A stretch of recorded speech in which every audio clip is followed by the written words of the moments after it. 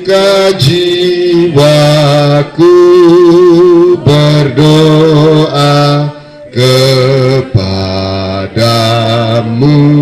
Tuhanku, ajar aku terima saja pemberian tanganmu. Ajar aku terima saja pemberian tanganmu, dan mengaku seperti Yesus di depan sengsaranya, dan mengaku seperti Yesus di depan sengsaranya. Jangan kehendakku Bapa, kehendakmu jadilah. Jangan kehendakku Bapa, kehendakmu jadilah. Mari berdoa untuk mendengar sabda penghiburan Tuhan. Mari kita berdoa. Ya Allah pengasih, Allah kehidupan, berilah firman-Mu saat ini untuk menjadi penghiburan bagi kami, bagi seluruh keluarga yang ditinggalkan, sehingga oleh terang firman-Mu kami berlimpah-limpah dalam pengharapan, dalam kekuatan, dalam menghadapi duka cita ini. Di dalam nama Tuhan Yesus, Juru Selamat kami berdoa. Amin. Saudara-saudara yang dikasihi Tuhan Yesus, firman Tuhan yang akan menjadi bahan perenungan kita pada saat ini terambil dari kitab Nabi Yesaya. Kitab Nabi Yesaya pasalnya yang ke-57, ayatnya yang pertama dan ayatnya yang kedua. Demikian kata firman Tuhan. Orang benar binasa dan tidak ada seorang pun yang memperhatikannya. Orang-orang saleh tercabut nyawanya. Tidak ada seorang pun yang mengindahkannya. Sungguh karena merajalelanya kejahatan, tercabutlah nyawa orang benar, dan ia masuk ke tempat damai.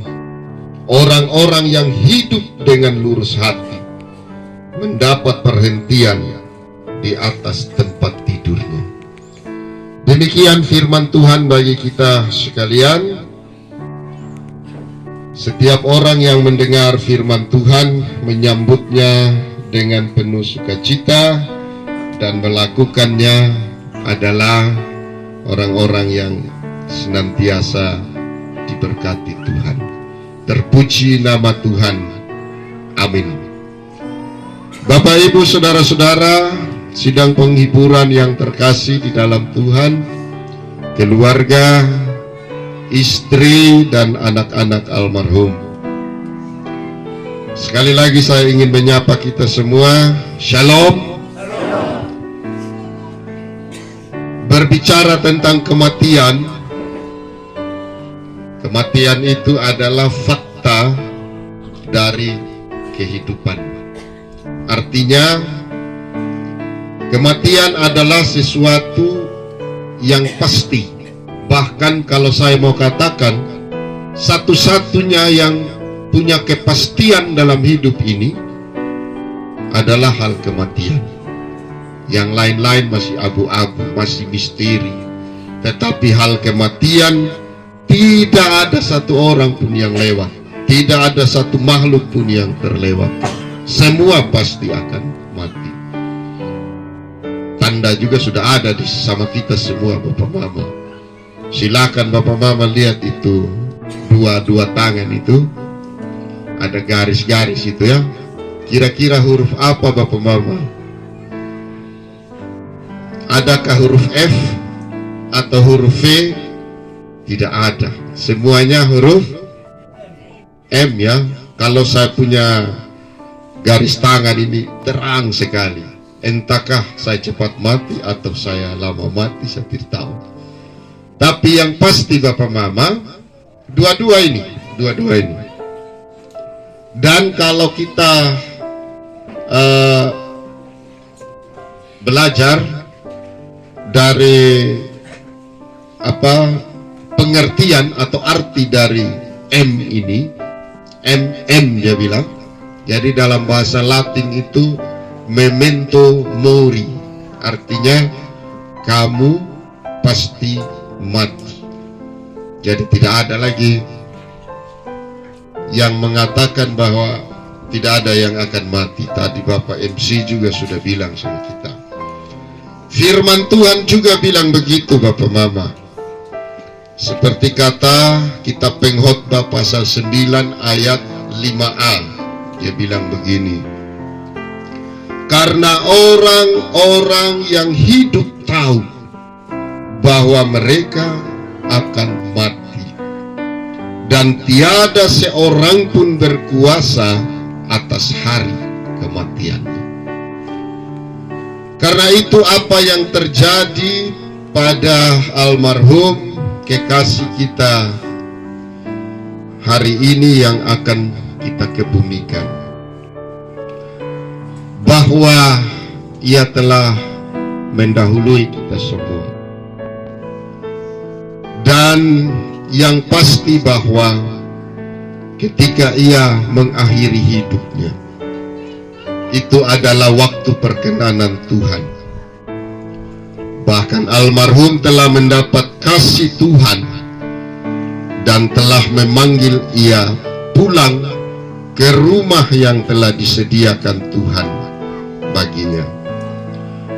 Bapak, Ibu, saudara-saudara, kita sebagai kerabat, sebagai saudara, sebagai keluarga, sebagai istri, anak-anak, cucu almarhum, sangat mengenal almarhum dengan baik.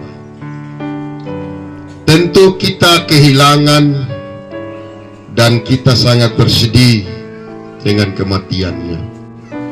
Tadi saya benar-benar merasa juga sangat tersentuh ketika sebelum kita mulai acara hari ini, hampir semua menangis, menitikkan air mata. Artinya kita semua mengasihi almarhum. Meski sepanjang hidup almarhum, ia mengalami hidup yang tidak selalu beruntung atau kurang beruntung. Karena apa yang dihadapinya adalah sesuatu yang berbeda dengan apa yang kita alami dan kita rasakan. Pengalaman hidupnya, pergumulannya, dan segala yang ia rasakan sungguh berat,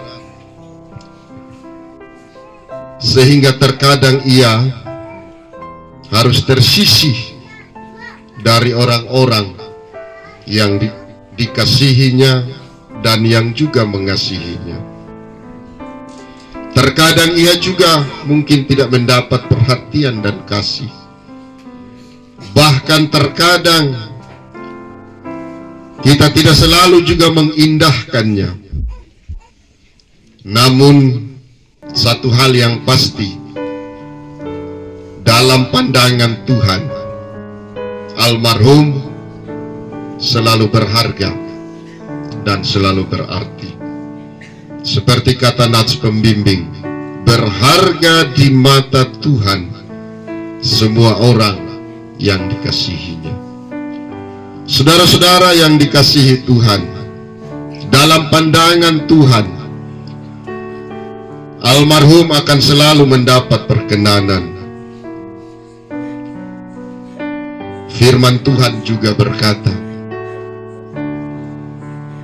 seperti yang dinyatakan di dalam nats ini, bahwa ia masuk ke dalam tempat damai.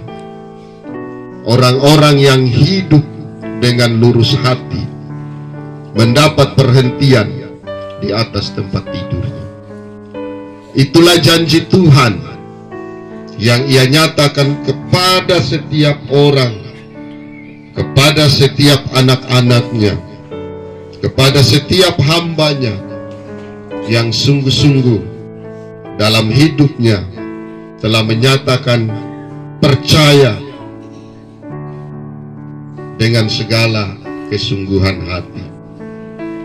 Saya juga yakin bahwa dalam segala keadaan yang dihadapi oleh Bapa kekasih, walaupun saya tidak selalu mengenal beliau, tapi dalam banyak hal kami seringkali bertemu, kami juga seringkali bercerita bahwa meskipun dalam keadaannya ia selalu ada dan ia selalu mengingat Tuhan sebagai sumber kekuatan dan kehidupannya. Inilah yang disaksikan juga oleh nats firman Tuhan saat ini, bahwa setiap orang apapun keadaannya di hadapan Tuhan adalah sama dan mulia, bahwa Tuhan menyediakan tempat perhentian yang damai baginya. Dan hal yang terpenting yang baik untuk kita renungkan bersama, bahwa hidup ini selalu ada batasnya. Di dunia ini semua orang akan mendapat waktunya sesuai ketetapan Tuhan. Karena itu selama Tuhan masih beri kita waktu, jangan kita sia-siakan waktu kita, tetapi pergunakanlah waktu yang ada untuk memuliakan Tuhan. Hidup kita tidak datang dua kali, dan ketika kegelapan kematian itu datang, kita tidak akan bisa berbuat apa-apa. Karena itu mari kita maknai hidup kita dengan menjadikan hidup ini benar-benar berarti, bermakna, dan melakukan yang terbaik untuk semua dan terutama untuk Tuhan. Mari kita melepas, kita mengantar almarhum terkasih kita ini menuju ke tempat perhentiannya yang sementara di dunia ini. Kita serahkan segala sesuatunya kepada Tuhan, secara khusus bagi istri, bagi anak-anak dan cucu almarhum. Keputusan Tuhan untuk memanggil pulang almarhum adalah keputusan terbaik, bahwa ia telah membebaskan Bapa terkasih dari tengah-tengah penderitaannya di dunia ini. Dalam perkenanan Tuhan, ia telah memanggil kekasih kita ini pulang. Sesuai dengan imannya, dia akan ada di tempat yang Tuhan telah sediakan. Kiranya Tuhan tetap menolong dan memberkati keluarga, istri, dan juga anak-anak serta cucu. Mari kita berkata, selamat jalan Bapak Alex, selamat menuju rumah Tuhan dalam damai. Terpuji nama Tuhan. Amin. Kota yang indah cerah, nampaklah bagi mata iman, rumah Bapa di sorga bakal, bagi orang yang sudah menang. Indahnya saatnya kita jumpa di kota indahnya saatnya kita jumpa di